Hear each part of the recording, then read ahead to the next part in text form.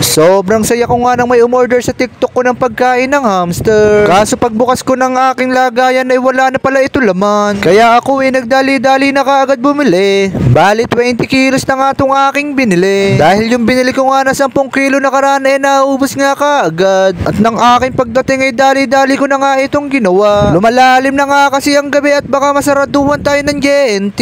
Ang gusto ko kasi pag may mga gantong order ay gusto ko kaagad ay mai-deliver kaagad. Bali pinaghalo-halo ko nga lang ito sa timba. Sobrang saya ko nga dahil kung matatandaan yung nakaraan ay sa planggana lang tayo nagtitimpla. Ngayon ay kung mapapansin nyo ay sa timba na tayo nagtitimpla. Isa nga lang itong patunay na ang ating ginagawa ay dumadami na. At lahat na nangyayari sa buhay natin ay may dahilan. Kaya kahit ano man ang sitwasyon mo ngayon ay lumaban ka lang. At huwag kang susuko. At dito nga sa sobrang halo ko hindi ko napansin ang aking kamay ay may sugat na. Pero okay lang naman yan at malayo pa naman sa bituka yan. At nang matapos ko nga itong haluin ay dali-dali ko nang ginawa itong order sa akin. Bali ang order nga pala sa akin ay 1 kilo. At meron din akong pa-order kaninang umaga ng 1/2 kilo. Bali pagsasabay-sabayin ko na nga ito dalhin sa JNT.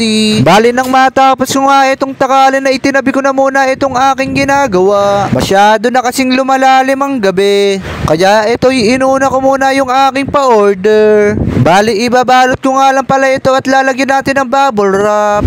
Para kung sakaling ihagis-hagis man ito ay hindi madudurog ang laman. Dahil sa mga courier ay hindi ito maiiwasan. Bali pagkabalot nga natin na itong dalawa ilalagyan din natin ito ng fragile. Para kahit papano ma-aware ang ating rider at ito ay pag-ingatan. Nagpatulong na nga ako dito sa aking anak para mapabilis ang trabaho. Pero ako ay nagtataka bakit parang lalong tumatagal. Ay unti-unti kong natututunan pakawalan yung mga bagay na dati ay takot akong bitawan. Bali dito ay malapit na nga tayong matapos. Bali lalagyan ko na nga ito ng label at samahan nyo kung dalhin ito sa JNT. Baling ito nga pala ang umorder sa akin na taga Luzon, Visayas at Mindanao. Napakabongga nga dahil buong Pilipinas ay atin ang nasusuplayan. At kung naandyan ka pa ay meron akong onting kahilingan sa iyo. Baka pwede mo naman paki-like and share itong video. At pakipalo na rin sana mismo itong aking page. Maraming salamat po.